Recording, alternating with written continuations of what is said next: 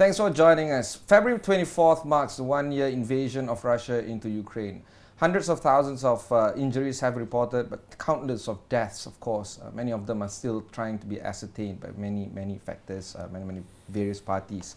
Because of this, and in light of the one-year invasion of Ukraine, in fact, war outright between Russia and Ukraine, it is actually a much bigger conflict than it is actually previously seen.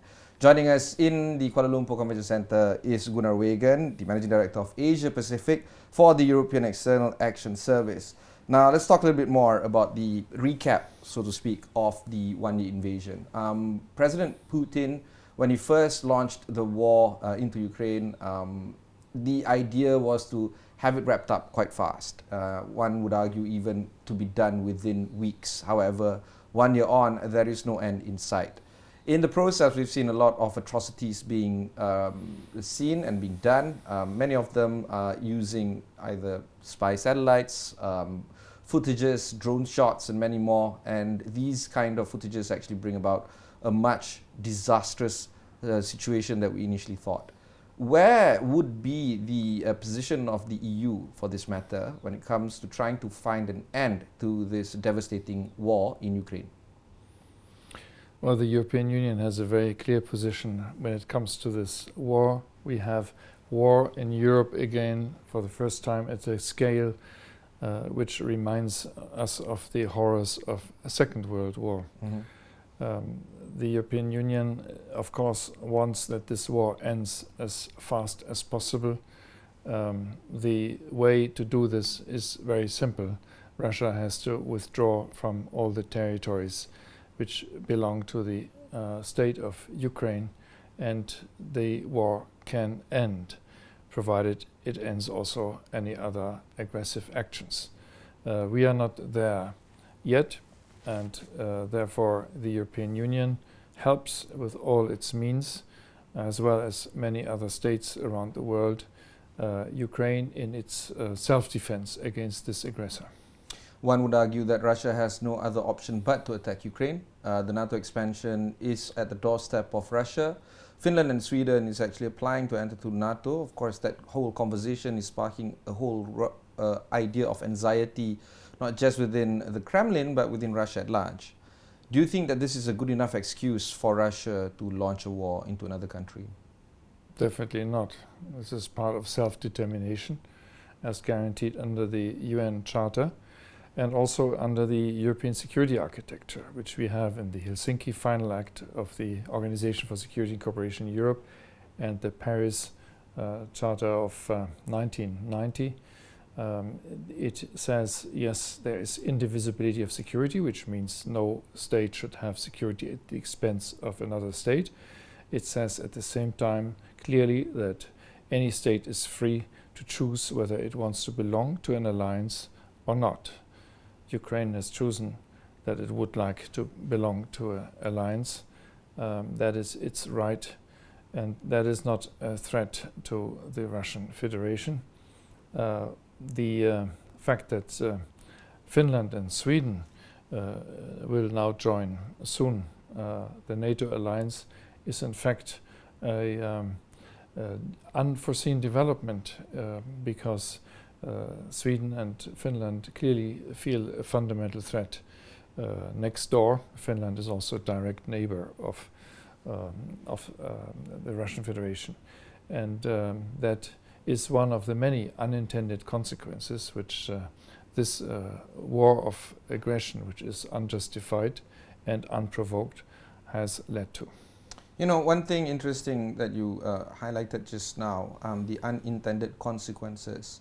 When the war first started, we did speculate, at least from a faraway observer here in the Far East. We were looking at issues of food supply being problematic, particularly when Ukraine produces a lot of wheat. There's also xenon gas supply that is problematic. We're looking at all the other food supply issues that is surrounding this conflict being exacerbated further, but we didn't see this whole energy supply being problematic as well. So there's a lot of issues when it comes to this war.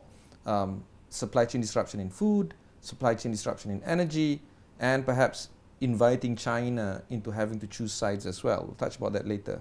But where is the issue when it comes to managing food supply crisis and supply chain and energy supply chain crisis? Is this going to be abated anytime soon? You're absolutely right that there are many negative consequences, not only the direct ones for the population of Ukraine, which is bombarded every day, including civilian infrastructure, including hospitals and schools. And we have a situation where the whole world is also affected. You refer first to food insecurity, which has led to a significant increase of food prices in many parts of the world. Because fertilizers couldn't come out. Ukraine and Russia are in fact the world's largest producers of fertilizers. But secondly, also grains and other food products. For months it was not possible to get a single ship out of the ports of southern Ukraine. Thanks God there has been the initiative of the Secretary General of the United Nations and of the Prime Minister of Turkey. So that's the so-called Black Sea Grain Initiative, through which then 17.5 million tons of grain so far could be exported to the world again, to the most needy and developing countries in particular. Plus we have established as European Union so-called solidarity lanes. That means through road transport and trucks, massive number of trucks, we got an additional 19 million tons out of Ukraine. These are very concrete actions, in addition to the possibility, of course, of Russia also to export whenever it wishes its own grain and its own fertilizers, which have over time led to a stabilization of the prices, but not necessarily to a lowering of prices, but at least they didn't further increase.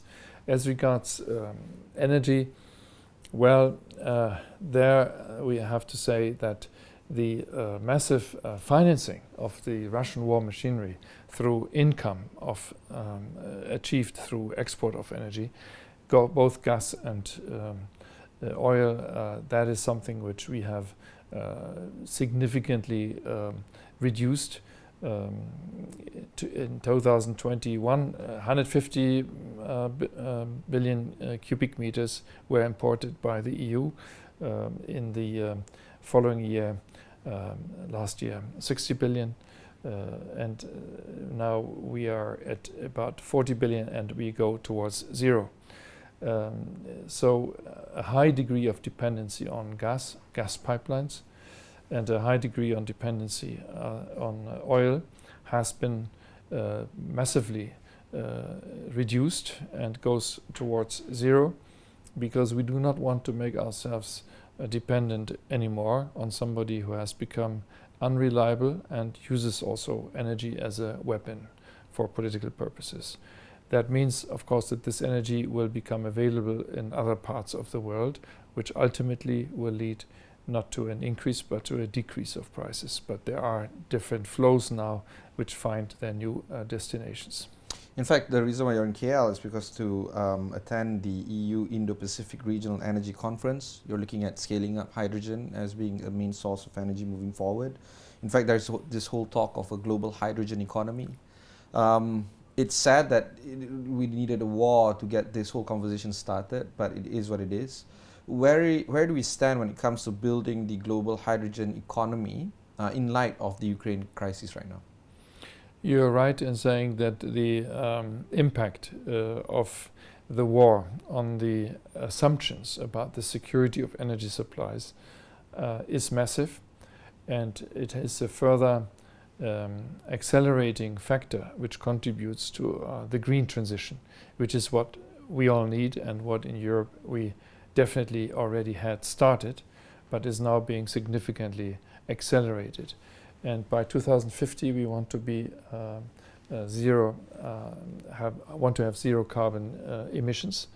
By 2030 we want to have 55% less than before, and we are indeed looking for green hydrogen energy production and therefore import of this for Europe from other parts of the world. It's a huge new opportunity for many partners who traditionally would not have been in energy, in the global energy market. Malaysia has here and wants to seize new opportunities. But until we reach that stage, and you talked about the global hydrogen market and economy, until we reach that stage, we certainly still need fossil fuels. We need gas, and we need in particular liquefied natural gas, where Malaysia is also a major player. So that is why we have the energy conference here now, and we are very pleased that it can happen here in Kuala Lumpur and with the participation of quite a number of neighboring countries as well. Sticking with the energy conference and the global hydrogen economy, what would be some of the key highlights that you can share with us when it comes to the conference that was held here, the key takeaways, so to speak? First, we are very pleased and impressed that your Minister of Economy opened the conference today with a clear commitment of your government, of your country, to play an active part in addressing the needs for stable supply of the global energy market, fossil fuels, gas now, hydrogen, and talking about green hydrogen, so with renewable energy produced in the second stage, that Malaysia sees this as part of the transformation of its own economy, as part of the transformation of the ASEAN economies, and as a global contribution. That Malaysia is joined here by several other partners, such as Indonesia and Papua New Guinea, Timor-Leste, Brunei, and I think this is a good lesson for us to look beyond our immediate neighborhood, which we traditionally we have been in the comfortable situation that by looking to Norway in the north, to Russia in the east, to Algeria in the south, that we thought that we had more or less secured our energy needs.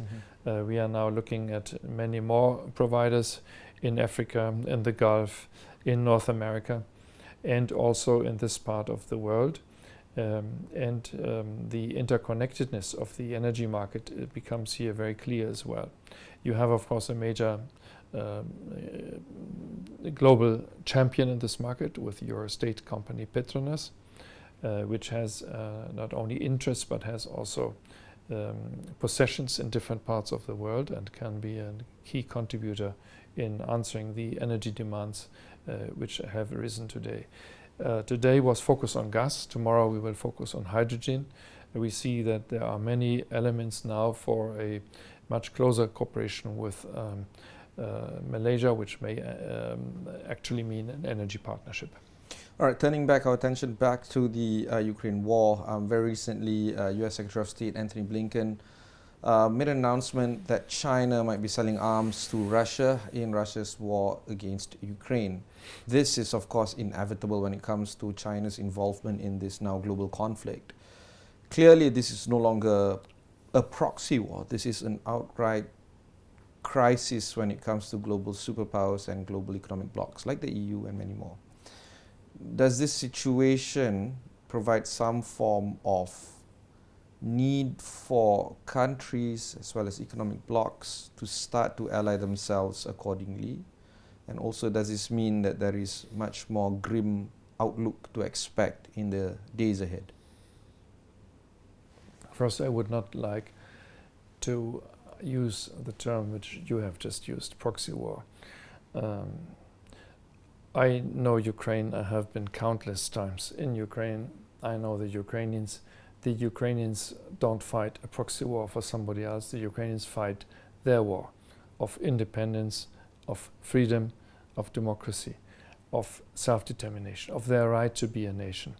And this is fully covered by international law. Article 2 of the UN Charter is a principle which in ASEAN everybody cherishes very much, as we do in the EU, which is that sovereignty, independence, and territorial integrity are fundamental principles on which our international system is built. The Ukrainians fight their war against someone who does not believe they should exist, someone who they think should be part of, I don't know what, whether it is the empire of Russia or whether it is the Soviet Union, but it is a bigger Russia than the Russia which exists in its internationally recognized borders. So Russia is a revisionist power in this, which does not respect Ukraine. And that is also why, for these principled reasons, we are so strongly supporting with weapons, with macro-financial assistance, with sanctions against Russia, by accepting that we have more than 4 million refugees from Ukraine on our territory, and we give them the right to immediately stay and work in our countries. So there is the notion that all this would be a fight between superpowers or former superpowers and current superpowers, but this is first and foremost a fight for the independence and freedom of and territorial integrity of Ukraine. Secondly, the underlying question which you ask is whether we are going to a new Cold War with several hot wars which are fought between superpowers, that we are falling back into the thinking of blocs. Well, this is something which the European Union definitely does not wish, does not go for. We believe in the same rights and duties for every single state on this globe, whether small or big. The same rules apply to everybody. We are against bloc thinking. We will wish to be in close contact and in economic relations with everyone. But where right is violated, right must also be defended. Still, maybe you can give some comments on the possibility of China selling arms to Russia. What's the view now? Well, we had EU-China summit last year, and I'm sure we will have similar high-level meetings in the future. Again, our leadership has been very clear last year when the conflict was already underway, that we consider that there are two red lines. One is the circumvention of sanctions, and the other one is the active support for the war effort. And if one of these or both of these would happen, it would have negative consequences for the relationship which we have with China. This is something which was said publicly at the Munich Security Conference a few days ago by my boss, High Representative Borrell, but also by several other speakers of not only the European Union, but indeed also of the United States. I am sure that the Chinese leadership has always and continues to listen very carefully to these messages. And I do see that Secretary Blinken has publicly expressed concerns. I would not like to further comment on this, but if these are publicly expressed, there must exist information which have led the Secretary to express this. Moving away from, I guess, conflict, we need to talk between the countries of EU and Malaysia. After 11 years of negotiation, the EU has recently signed the partnership and cooperation agreement with Malaysia. This would, one would argue, lead the better pathway towards a free trade agreement between our two blocs, Malaysia and the EU. Where do you see this entrenchment of bilateral trade between our countries? I'm very glad that you raised this question, because this is positive news. That we have to do Mandarin for 20 minutes of conversation, but yes. That we have signed a new partnership and cooperation agreement, which puts our relationship on a new footing, and which allows us to extend our cooperation into many areas, also new areas, such as green transition, for example, energy cooperation. But that is the political framework agreement. And now is the next step which Malaysia and the EU may wish to take.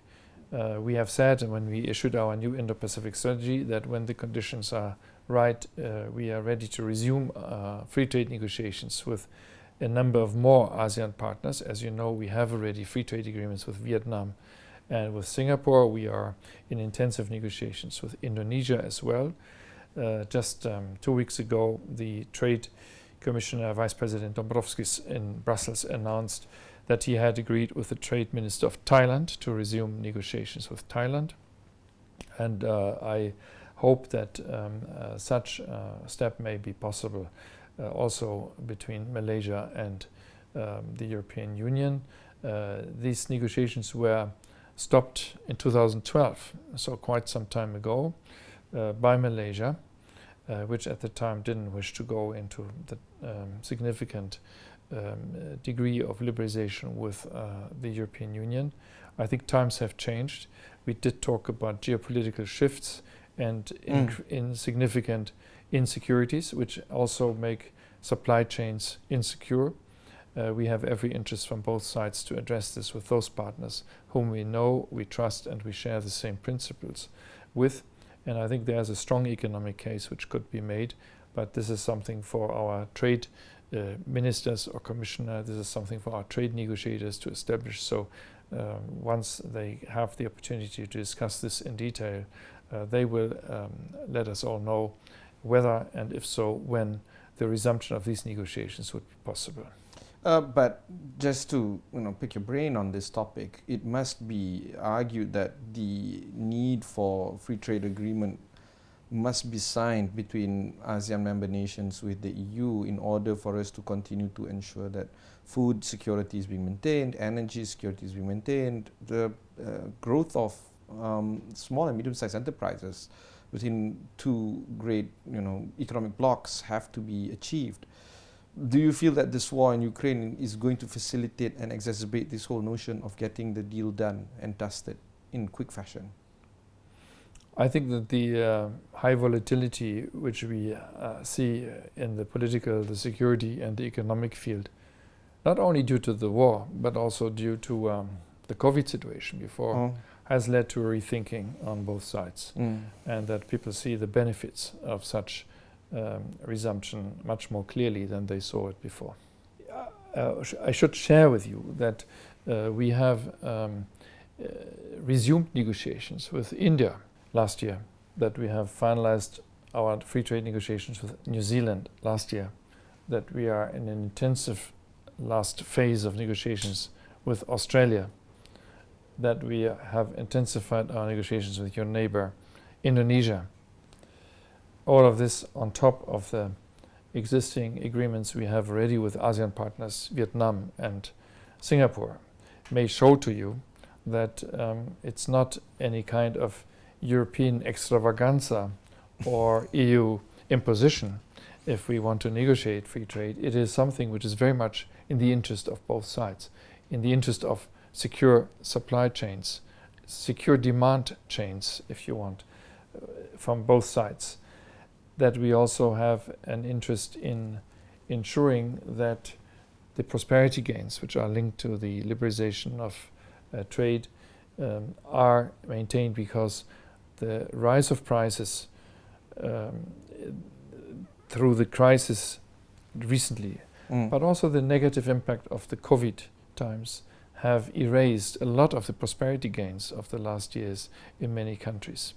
We have to go against that, and therefore I would say that the argument can be made that this is very much in the interest of both sides and not of a few elites. This is in the interest of many beneficiaries, whether they are consumers or whether they are producers in producing the goods which will go into this trade. Final question. February 24th has reared its ugly head once more. Thousands are dead in Ukraine.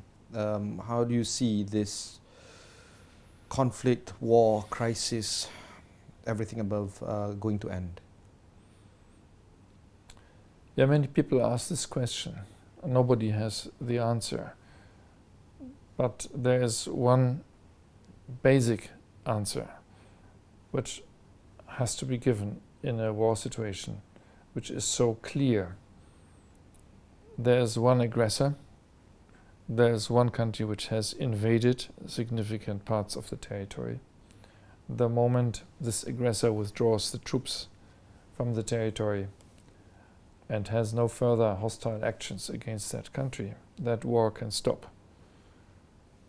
This has been said clearly by several heads of state and government in European Union, but more importantly by the President of Ukraine. I'm also confident that a large majority of member states of the United Nations will say so this week, and this is a strong signal which the Russian Federation should carefully study. Thank you. Thank you very much for this conversation. That was Gunnar Wiegand, the Managing Director of Asia Pacific, or APAC, for the EEAS, or the European External Action Service. We continue to cover the Ukrainian war and the Russia's invasion of Ukraine on Astro AWANI. Do stay tuned with us. My name is Ibrahim Sani. Catch you in the next one.